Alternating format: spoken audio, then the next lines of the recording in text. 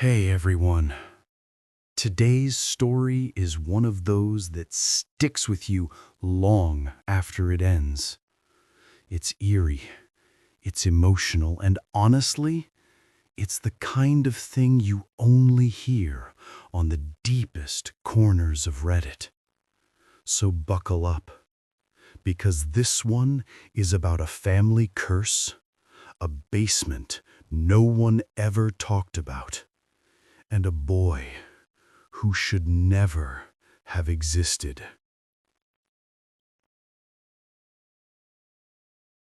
The storyteller begins by explaining that she never felt like she belonged in her own family.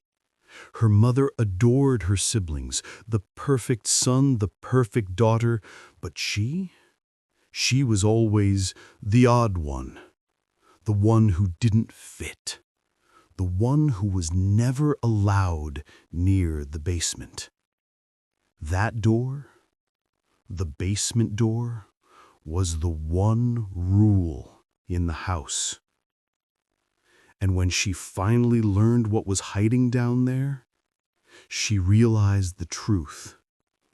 She wasn't the strange one. Her entire family was. She had moved out years ago, far away. But one morning she got a message from her mother, one of those guilt-tripping messages only mothers can craft perfectly. "Why don't you come visit? Don't you love your family anymore?" And against her better judgment, she went. It was supposed to be a simple brunch, but from the moment she walked through the door, she felt it. That old heaviness, that tension, that feeling of being watched by the house itself. Her sister was pregnant, glowing, and cruel. Her brother was already drinking. Her mother acted as if everything was fine. But underneath it all, something was wrong. Terribly wrong. Halfway through brunch, her mother asked her to go grab wine. From the basement. The one place she had never been. She hesitated, but her sister stood up immediately and said she'd go too. And that's when things began to unravel.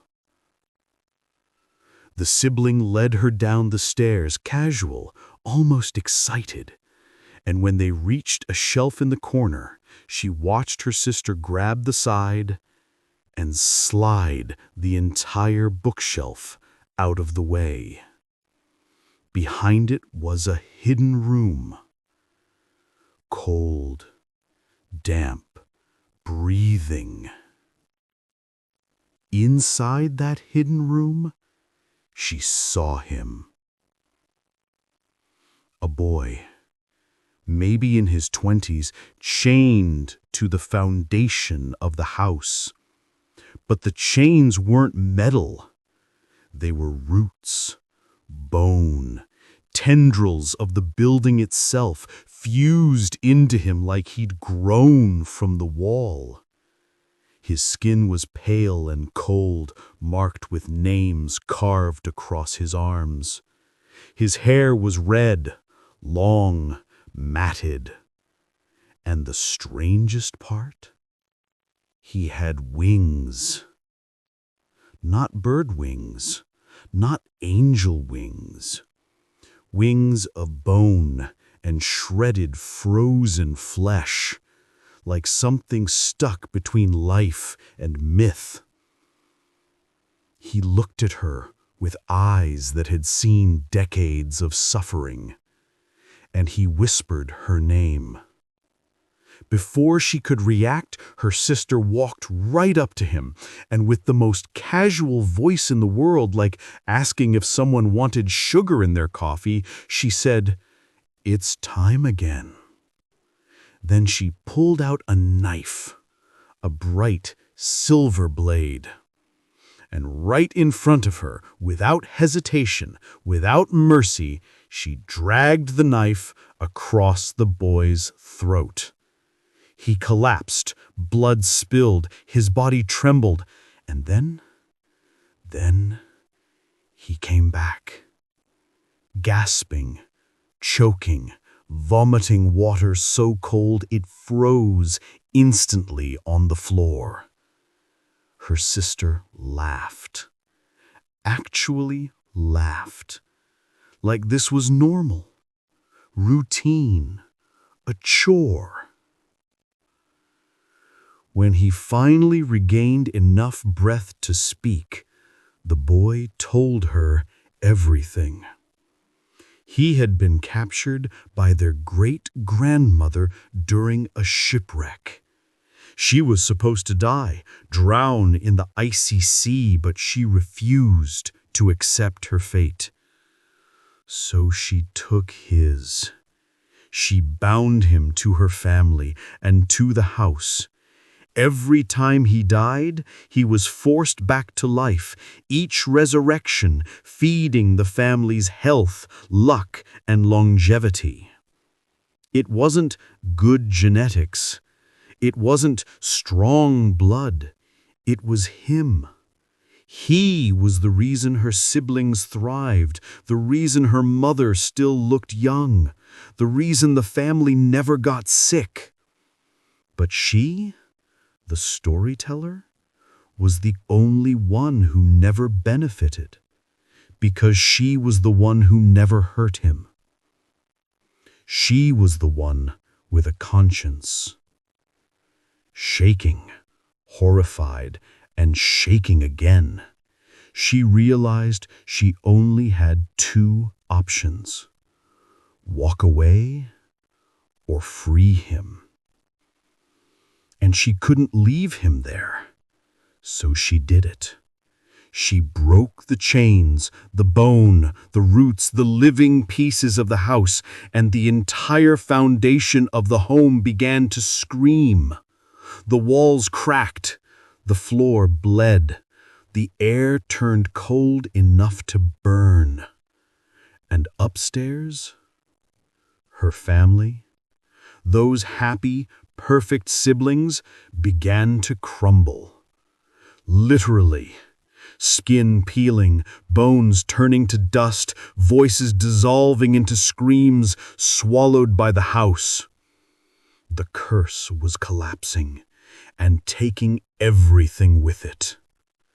She grabbed the boy, the creature, the victim, and dragged him up the stairs.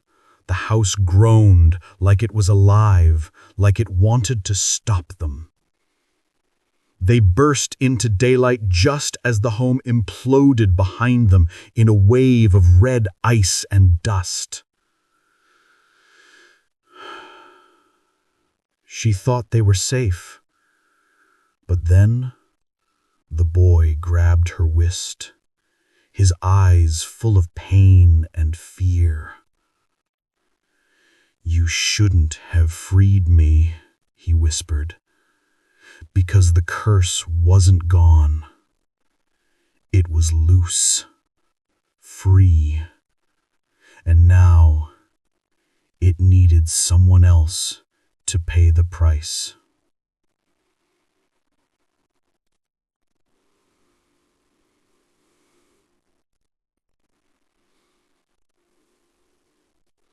Her skin is decaying. Her bones ache, her fingers are rotting. Piece by piece, she's being claimed by the destiny her great-grandmother stole. And as she writes her final words, she says, "I think I made a mistake. I shouldn't have saved him." If this story sent chills down your spine, make sure to hit like so YouTube knows you want more horror like this. Subscribe to the channel for new terrifying narrations every week, true stories, Reddit nightmares, and mysteries you won't find anywhere else. And drop a comment below. What would you do if you found a boy living inside your childhood home? Your comment might be featured in the next video.